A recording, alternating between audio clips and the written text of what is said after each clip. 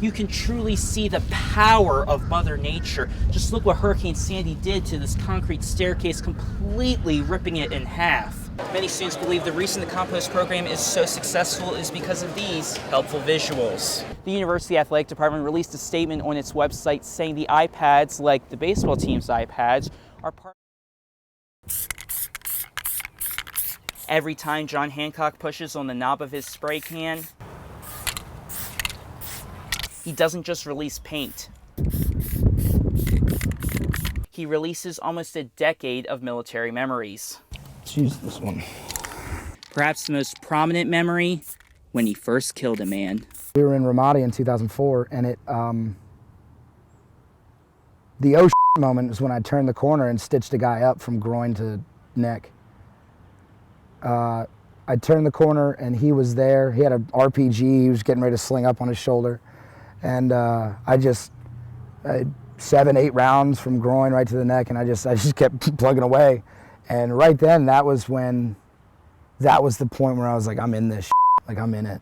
For 8 years, John served as a Marine, working a variety of jobs in the reconnaissance community. He eventually became an interrogator and source handler. Those 8 years and 10 deployments with stops in Iraq, Afghanistan, and Africa serve as inspiration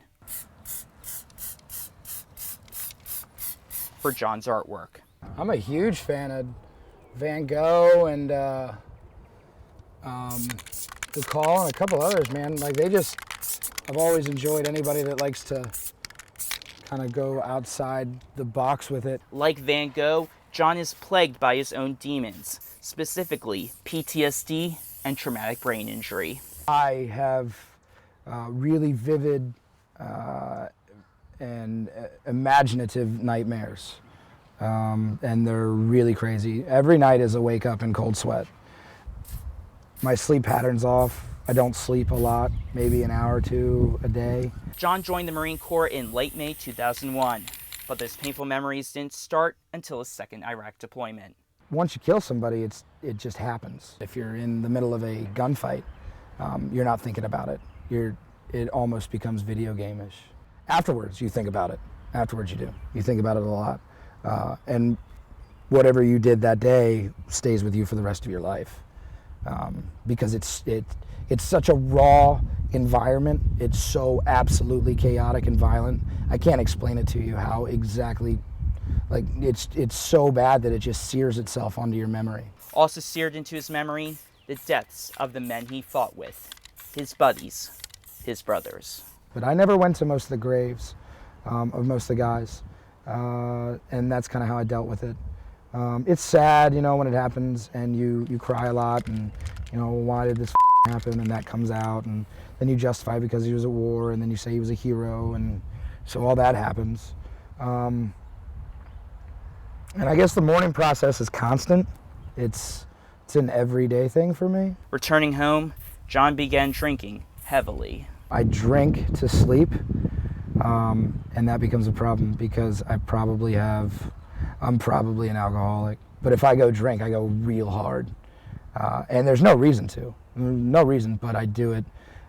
One, to quell the nightmares and the memory, and two, to actually pass out and sleep for more than 2 or 3 hours.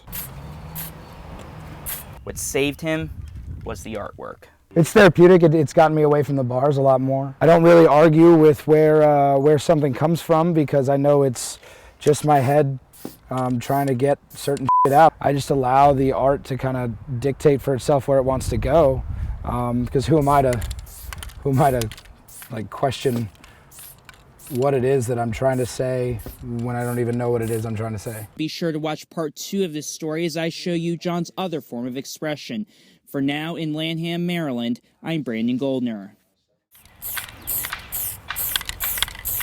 Besides telling his stories through artwork, it's going to be called Puppet Master. John Hancock, a former U.S. Marine, discusses his battlefield stories and his struggles transitioning into civilian life with University of Maryland students. You guys wrote a lot of questions down, man. Like, let's hear them. John works as a teaching assistant at the university's Arabic Studies department. As a veteran, he has a very, unique, outlook on things. John also participates and teaches in several student organizations geared to Terp veterans. Teaching in an actual standardized environment is interesting. You actually get to see the information being soaked up by students. And then you see it later on regurgitated in different and new ways. Not only does John teach students, like them, he's also learning. He's a junior Arabic and Russian languages major, studying for the LSATs. Inevitably, you're going to be older than the people in college. You'll have different life experiences, not better, but different, and ones that a lot of people are never going to have. The biggest challenge is assimilating into a civilian culture. It's not any easier to leave a brotherhood and something that you've been a part of and been an integral piece in to something that you're just another number. But his artwork and his teaching are allowing John to become more than just a number. So I guess the way I mourn now, because I used to mourn by just drinking and just getting faced all the time. But I guess how I mourn now is through proactive initiatives to attempt to give people information about what a veteran's going through. It really helps me get away from it. In Lanham, Maryland, I'm Brandon Goldner. My initial reaction was to comment on the person who posted it online. Are you kidding me? Like, I really, like I said, thought this was a joke, and I was really angry. That's what University of Maryland feminist member Jesse Rabinowitz thought when he first laid eyes on the newest Twitter account students are talking about, UMD Boobs. UMD Boobs shows photos of students' cleavage. All original photos are submitted by women at the university. University of Maryland prides itself on being like a liberal, open campus, and that's not something that would be embodied by this campus. But the creator of UMD Boobs says posting cell phone pictures of women's cleavage is not sexism, it's merely school spirit. I just think it's a way that girls can show their fanaticism for Maryland in a different way. We're being classy, we're being respectful. Matt is the creator of UMD Boobs. A 2009 Maryland grad, he is only giving his first name for fear of losing his job. Matt started the account after seeing the popularity of similar sites like Duke, Kansas, and Texas. He plans to expand the website by giving away t-shirts and raising money for the Susan G. Komen Foundation.